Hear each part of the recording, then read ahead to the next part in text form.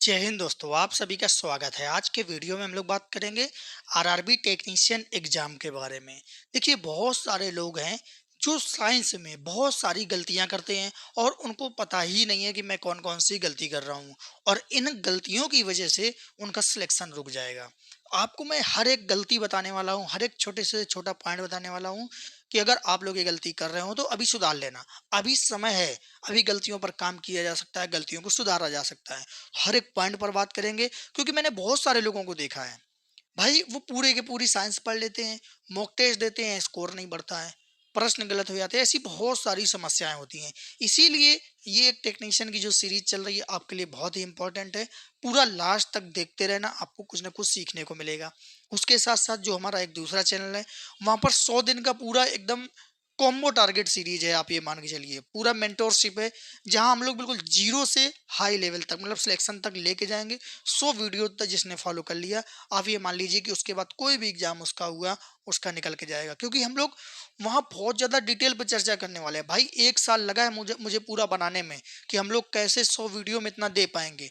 Video तो और ज़्यादा बन रहे थे, लेकिन समय को देखते हुए, क्योंकि आगे एनटीपीसी का भी एग्जाम है, आपका टेक्नीशियन भी है, एएलपी भी है, जेई भी है, सारे एग्जाम लगे हुए हैं। समय को देखते हुए वीडियो को लंबा करके मैंने शॉर्ट में चीज़ें की हैं। भाई एक बार अगर आपने देख लिया, किसी से पूछना नहीं पड़ेगा, किसी से देखना नहीं पड़ेगा कि हाँ यार आपकी क्या स्ट्रेटजी होनी चाहिए। आप खुद से ही वो चीज़ें कर लोगे। तो वो सीरीज जरूर अटेंड करना। डिस्क्रिप्शन में आपको उस चैनल की लिंक मिल जाएगी। चलिए अपना वीडियो स्टार्ट करते हैं। नए हैं तो लाइक सब्सक्राइब जरूर कर लेना। सबसे पहली चीज, साइंस में गलती की तो सिलेक्शन आपका मुश्किल होगा। देखिए, पहली चीज है आपका साइंस रट कर पढ़ना। मैंने बहुत सारे लोगों को देखा है, वो साइंस को रटते हैं।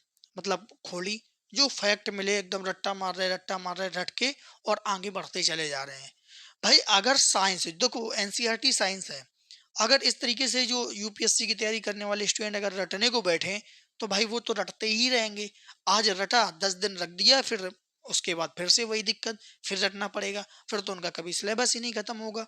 एनसीईआरटी अगर आपको पढ़ना है तो पहली चीज, आपको रटना नहीं चाहिए कुछ भी। ऑप्शन खुद बताता है कि हाँ मैं हूं आंसर, लेकिन आपको कॉन्सेप्ट तैयार होना चाहिए। आपको पता होना चाहिए कि हाँ मुझे पढ़ना कैसे है। अगर रट के पढ़ोगे फिर भूलते रहोगे, फिर पढ़ोगे, फिर भूलते रहोगे, फिर पढ़ोगे, ना प्रैक्टिस कर पाओगे, ना पीवाईक्यू का सॉल्यूशन कर पाओगे। तो आपको रटना नहीं है, आपको क्या करना है, पूरे कॉन्सेप्ट तैयार करने हैं अच्छे से। उसके बाद आपको आगे के पीवाईक्यू और प्रैक्टिस करनी है। आप देखना है बहुत सारे लोग हैं, वो पूरे के पूरे कॉन्सेप्ट तैयार कर लेते हैं, उसके बाद बस प्रैक्टिस और पीवाईक्यू करते रहते हैं। वो कभी रिवीजन तक नहीं करते, बस लास्ट टाइम में रिवीजन कर लेते हैं, और जहां पर फंसते हैं, जो सवाल गलत होता है उसका रिवीजन कर लेते हैं।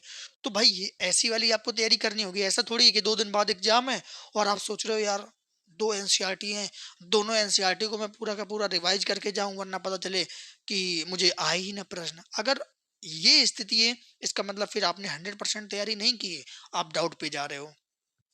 उसके बाद हर चैप्टर को बराबर इंपॉर्टेंस देना। मैंने बहुत सारे लोगों को देखा है, भाई अगर वो पहला चैप्टर शुरू करेंगे तो भी उतना ही इंपॉर्टेंट समझेंगे, लास्ट चैप्टर पढ़ेंगे तो भी इतना ही इंपॉर्टेंट समझेंगे। आपको लोग बताते होंगे कि यार सब पढ़ के जाओ, सब इंपॉर्टेंट है। ठीक है, जरूरी है, लेकिन अगर समय को देखा जाए, समय आपके पास लिमिटेड है, तब वहां पे ये स्ट्रेटजी फेल हो जाती है। तब हमारी क्या स्ट्रेटजी काम में आती है, वो आती है हाई प्रायोरिटी। इसको क्या करना है, स्ट्रॉन्ग करना है, 3 भागों में डिवाइड करना है। और जो मीडियम प्रायोरिटी वाले सब्जेक्ट है, इनको जस्ट कवर करना है। ऑप्शन मिला, कर लिया। उसके बाद जो लो प्रायोरिटी वाले हैं टॉपिक या सब्जेक्ट या चैप्टर, उनको क्या करना है, टाइम मिले तो कवर करना है, टाइम मिले तो कवर करना है। अगर आप इस तरीके से चलेंगे ना, ये जो पूरी स्टेप वाइज है ना, भाई यार आपका स्कोर कोई रोक ही नहीं सकता है।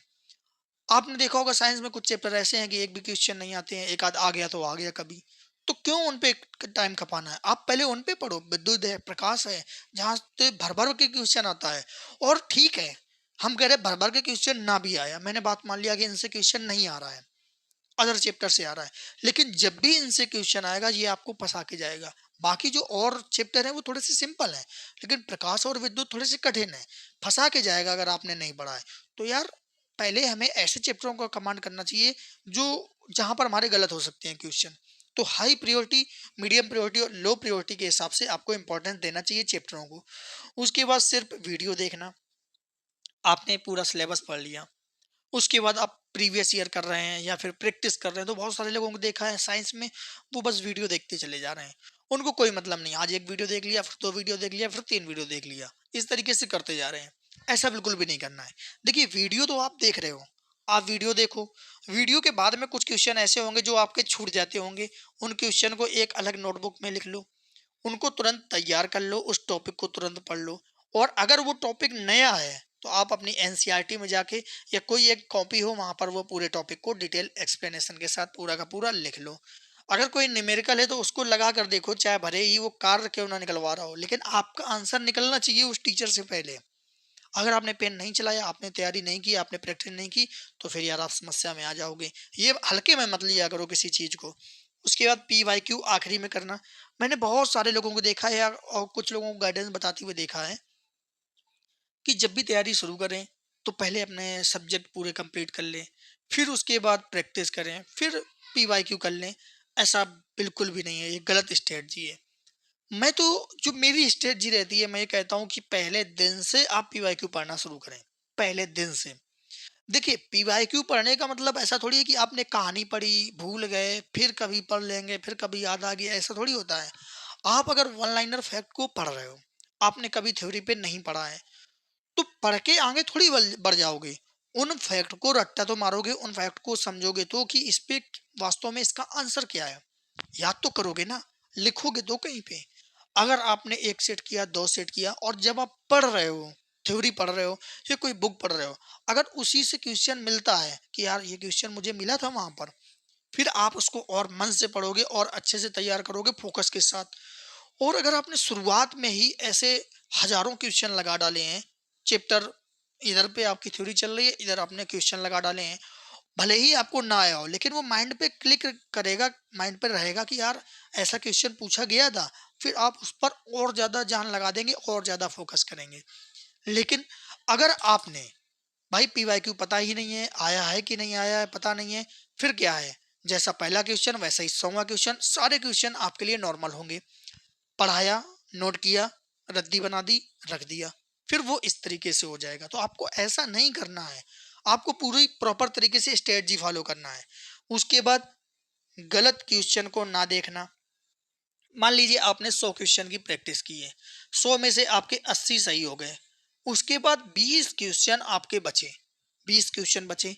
अब बहुत सारे लोग क्या करते हैं, पढ़ा और आंसर रट लिया, पढ़ा और आंसर रट लिया, फिर पढ़ा फिर आंसर रट लिया, 20 क्वेश्चन को 5 मिनट में खत्म करके आगे बढ़ गए। गलत स्ट्रेटजी। क्यों? आपको ये करना है, आपको खुद से प्रश्न पूछना है। मान लीजिए ये कोई प्रश्न है, ये कोई प्रश्न है और ये आपका गलत हो गया है, तो आपको ये सोचना है कि ये प्रश्न क्यों गलत हुआ। मैंने तो टिक किया था भाई, गलत क्यों हुआ, मैंने क्या लॉजिक लगाया। पहले तो आपको वो समझ लेना है। फिर उसके बाद कॉन्सेप्ट समझना है कि ये जो क्वेश्चन है ये किस कॉन्सेप्ट से था, इसका मतलब जरूर ये कॉन्सेप्ट मेरा कमजोर है। फिर उसके बाद कॉन्सेप्ट को भी पकड़ना है कि कॉन्सेप्ट, उसके बाद फिर आपको ये भी सोचना है कि क्यों गलत हुआ। क्या मैंने जल्दीबाजी कर दी, क्या मैंने इस पे चारों ऑप्शन को नहीं पढ़े, क्या मैंने ऑप्शन को सीरियस नहीं लिया, या फिर क्वेश्चन सही से नहीं पढ़ा और ऐसे ही टिक कर दिया। ये आपको सोचना है। ये देखिए, प्रश्न करना पड़ेगा। अगर हर क्वेश्चन में इस तरीके से सवाल पूछने लगे ना, भाई आपकी तैयारी ऐसी हो जाएगी कि कोई भी एग्जाम आए। मैंने यार ऐसे लोगों को देखा है, आप ये समझ लीजिए, एएलपी आया तो एएलपी की तैयारी शुरू, जेई आया तो जेई की तैयारी शुरू, टेक्नीशियन आया तो टेक्नीशियन की तैयारी शुरू, ग्रुप डी आया तो ग्रुप डी की तैयारी शुरू। सबसे बेकार स्ट्रेटजी। आप कहेंगे कि भैया बेकार क्यों कह रहे हो, यार जो एग्जाम आएगा, जो नोटिफिकेशन आएगा उसी की तैयारी करेंगे।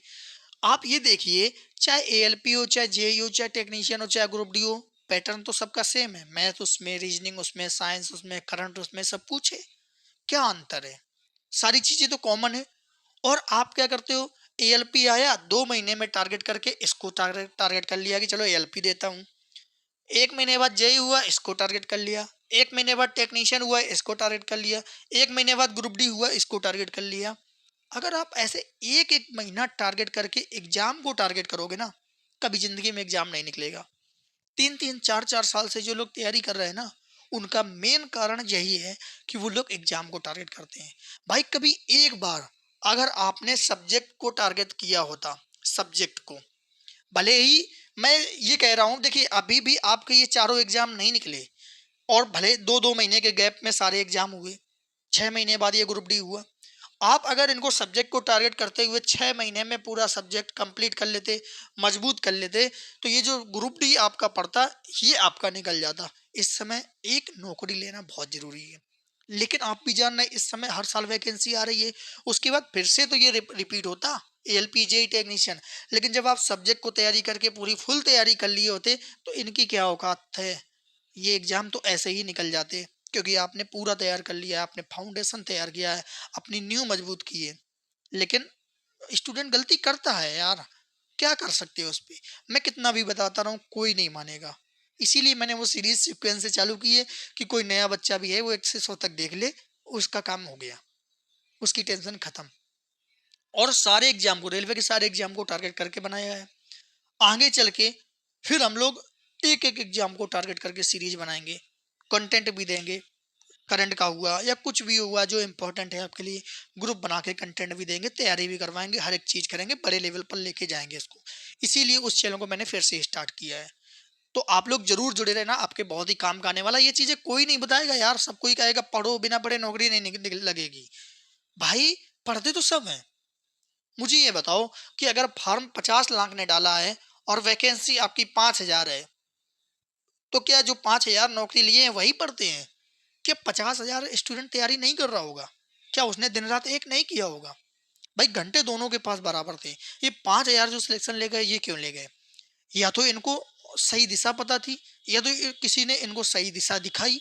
और जो बाहर होने वाले स्टूडेंट थे, जरूर उनके पास गाइडेंस की कमी रही होगी। भाई मेहनत सब करते हैं, मेहनत आप भी कर रहे हो, मेहनत आपका जो साथी है वो भी कर रहा है, लेकिन किस दिशा में मेहनत कर रहे हो, अपोजिट या फिर जिस साइड आपकी मंजिल है उस साइड, ये बहुत चीजें मैटर करती हैं। मेहनत में तो कोई नहीं चूकता है, सब कर लेंगे, दिशा जरूरी होती है। तो यार ऐसी गलतियां होती हैं। उसके बाद बात करते हैं साइंस से डरना। अब बहुत सारे लोग हैं वो लेंस और दर्पण को डर रहे हैं, बहुत सारे लोग हैं विद्युत से डर रहे हैं, बहुत सारे लोग सोचते हैं यार साइंस मुझे आती ही नहीं, मैं बाकी के सब्जेक्ट कर लूंगा, साइंस नहीं कर पाऊंगा। भाई अगर इस हिसाब से देखा जाए, तो आपको तो चलना भी नहीं आता था, आप चलना सीखे ना। भले ही 10 बार गिरे, 20 बार गिरे, 30 बार गिरे, लेकिन चलना तो सीखे। चोट लगी, सीखे तो। आप साइंस पढ़ो, डरो मत, साइंस पढ़ो। हो सकता है एक एग्जाम नहीं निकलेगा, हो सकता है 2 एग्जाम नहीं निकलेगा, और डेली के इम्प्रूवमेंट करते करते करते करते एक दिन ऐसा आएगा कि सारे एग्जाम निकलने लगेंगे। और हमेशा एक चीज देखना, अगर आपका साइंस सबसे कमजोर सब्जेक्ट है, एक दिन ऐसा आएगा मैथ और रीजनिंग से भी मजबूत ये आपका सब्जेक्ट हो जाएगा। ऐसा क्यों होता है? क्योंकि यार जो आपका कमजोर था, आपने उसको ज्यादा समय दिया, ज्यादा मेहनत की, वो उसके सारे कॉन्सेप्ट क्लियर हो गए और वो आपका सबसे स्ट्रॉन्ग सब्जेक्ट हो जाता है। इसलिए डरना नहीं है, चाहे वो एडवांस हो, चाहे कुछ भी हो, कोई भी सब्जेक्ट हो, कोई टाइप से नहीं, कोई क्वेश्चन से नहीं, डरना नहीं है। जो नहीं आ रहा है एक्सेप्ट करो कि हाँ ये मुझे नहीं आता है, और नहीं आता है तो आएगा। कैसे आएगा? चाहे जितना रगा डालूं, पेन खत्म कापी खत्म हो जाए, टाइम खत्म हो जाए, कम सोऊंगा, हो ठीक है, लेकिन पढ़ूंगा जरूर और इसको मैं तैयार करके मानूंगा। तो इस तरीके से भी चीजें होती हैं। उसके बाद रिवीजन लास्ट के लिए छोड़ना। अब बहुत सारे लोग क्या करते हैं कि यार शुरुआत से रिवीजन नहीं करते हैं, पढ़ते चले जाते हैं, नोट्स बनाते चले जाते हैं, बस लास्ट तक नोट्स बनाते रहे, फिर सोचे अब रिवीजन करूंगा, अब मेरे प्रॉपर नोट्स बन गए हैं। सबसे बड़ी गलती होती है। आपका आपने चैप्टर पढ़ा तुरंत रिवीजन कर लें, नोट्स बनाया तुरंत रिवीजन कर लें, मतलब उन्हें परमानेंट रिवीजन करते रहना चाहिए। 1 दिन, 3 दिन, 7 दिन, 1 3 7 ऐसे करके रिवाइज करते रहना चाहिए। भाई अच्छी तैयारी करनी है ना, डिवीजन करना पड़ेगा। सिलेबस खत्म होने का इंतजार मत कीजिए, सिलेबस तो आपका कभी खत्म नहीं होगा।